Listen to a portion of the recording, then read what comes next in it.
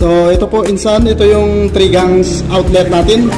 At yan po, i-connect na po natin dito para maikuha na po siya.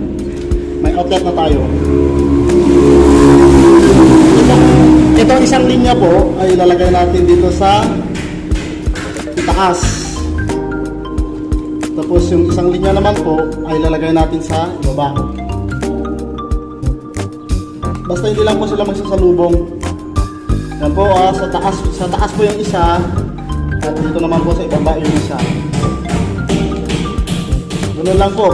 Pwede din naman dito sa ibaba niya, pero mas maganda kapag paghiwalayin na lang po natin. Ayan po.